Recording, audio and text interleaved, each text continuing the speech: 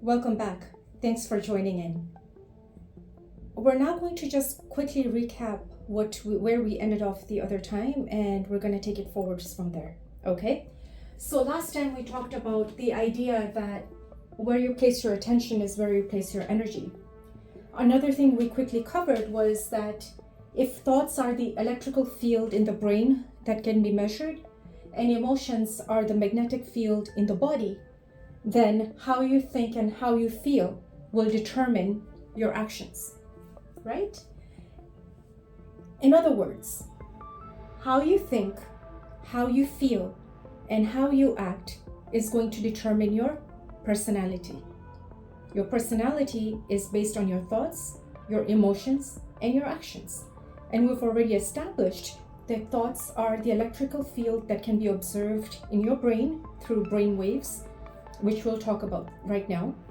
And emotions are the magnetic field of your heart. They listen to your thoughts, they pull that field into the body through the concept of magnetism.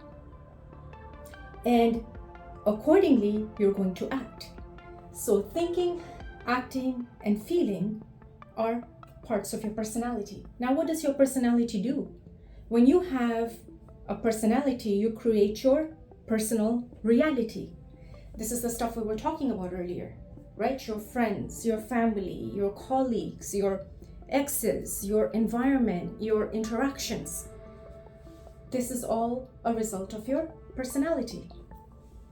Now, let's just hold on here for a second. If thoughts are for the brain and emotions are for the body, what do the current studies show? Current study in psychology says that a person on average, whether they're aware of it or not, have approximately 60 to 70,000 thoughts per day. Just think about that. Think about what that means. 60 to 70,000 per thoughts a day you have, whether you are consciously aware of it or not. We're going to talk about the conscious and the subconscious as well. Okay?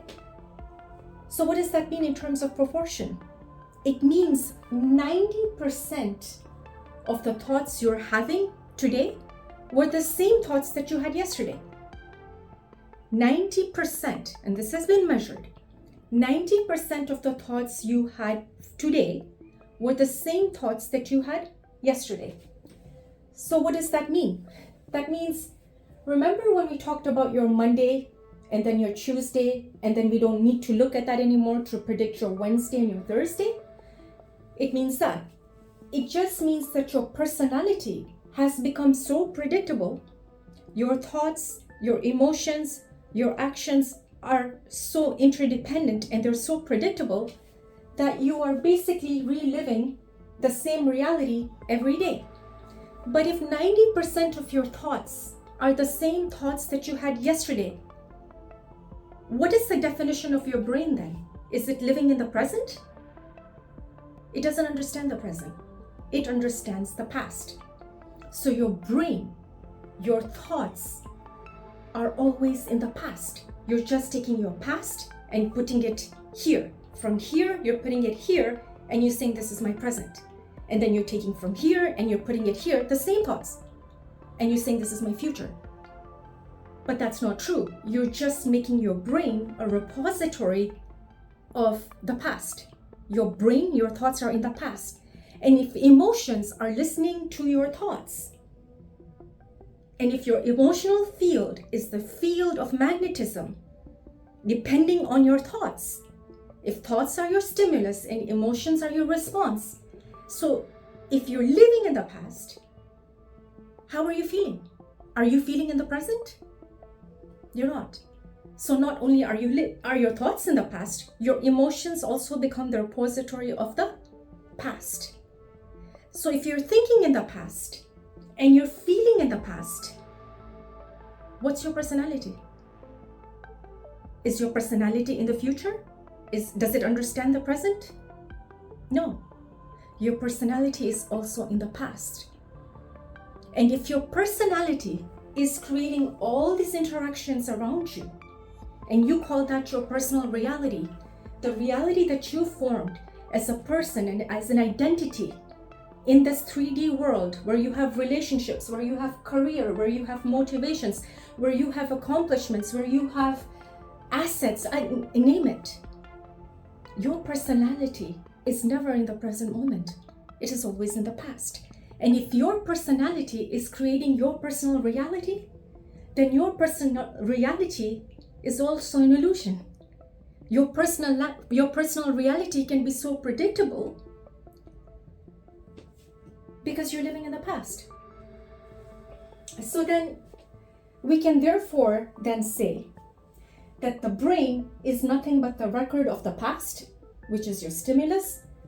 Emotions are simply feelings of the past, your responses, and therefore you're living in the past. You've played into the Newtonian law of predictability, and your personal reality is nothing but just an extension of that. Okay? So let's look at an example. If you're having the same thoughts, so your thoughts in the brain, same thoughts are going to cause the same choices. You're going to make the same choices based on the same thoughts. So same thoughts will result in same choices. Same choices are going to result in same actions or behaviors. Same actions and behaviors are going to result in same experiences. Again, the cycle will repeat, and you're going to generate the same thought, because experience now will be the precursor to the next thought. And again, it's a repetitive cycle because you're thinking in the past. Nothing new is going to happen to you because everything is from the repository of the past. Everything's on a loop. You're running a loop. So then, what is a habit? How do we define a habit? A habit then is simply a moment when you have done or thought something so many times, and we call that repetition or mental rehearsal. You have thought a thought so many times, and for that thought there is an accompanying feeling. So that thought and feeling have happened so many times that now it is embedded in your subconscious programming in your mind. In other words, you have thought that thought so many times that your body now knows how to do it, whether you're even thinking about it or not. Right? Because remember, the mind and the body, the mind and the body act together. The impulses from the mind, which are captured in the brain as thought patterns, and the body act together. They're always in sync. So if you've thought a thought 1,000,000 times and the response has happened 1,000,000 times and they're in coherence, then at some point you don't even need to think the thought anymore. The body already knows. So the body knows better than your conscious mind. And here I'm going to make a distinction between conscious and subconscious mind. When you've done something so many times that you no longer have to think about it because it becomes so natural in your body, it is now embedded in your subconscious. You don't even know you're thinking about it, and your body is responding to this. So I'll give you an example. Remember during Monday, right? We wake up in the morning and then we reach for the cell phone and then we go to the toilet.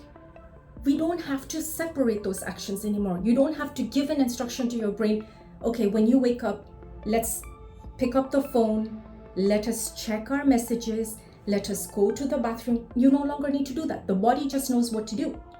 It just picks up the phone, the body goes right to the bathroom, it takes shower. For women, it puts its lotion and potions on. The body goes right to the kitchen, it goes ahead to make its favorite cup of coffee. It sits in its favorite place. It reads its favorite newspaper articles. It drags itself to the car. You are driving to work and you don't even know when you made it. Has that happened? You drove to work and you have no idea what happened in between? Your body is the mind. Your body knows better than your conscious mind because you've done it 1,000,000,000 times. For the last 35 years, if 90% of your thoughts are on auto loop and on repeat, that simply means you no longer need to think about it. You're an automatic program. You are in the loop, and your body now is the master, and your mind, the servant. So now if you go and you're trying to change your personal reality, good luck. Because your body has become so intuitive so intuitive that it no longer needs instruction from you. There are no new instructions coming in. So the body now is on autopilot, and the mind is parked at the back end. And when the body becomes the master and the mind becomes the servant, it is the body now that's dictating rules. It's the body now that determines your personal reality. It's the body, through emotions, tells you what kind of a day you're going to have. If the body doesn't feel like getting up from the bed, do what you want. It's going to be a hell of a difficult time for you to accomplish tasks. If the body is not feeling good, you're not going to feel good. It's not the other way around. So the mind no longer becomes the master. It has handed over the wheel to the body. So then, is it possible that we have programmed our mind to become the reservoir of unconscious behavior, attitude, beliefs, habits, to the point that they're so ingrained in our subconscious mind that we're no longer aware of the thoughts in our conscious state because the body's the master? In the next episode, we're now going to look at how this happens. What are the mechanics of the mind? What is the distinction between a conscious mind and a subconscious mind? What is the partition that divides the conscious from the subconscious? Okay, what does science have to say about it? When we talk about brain waves, what do they mean? And how are emotions stored in the body? Let's look at those mechanics before we can approach the next steps and how we can actually influence our personal reality by changing our personality.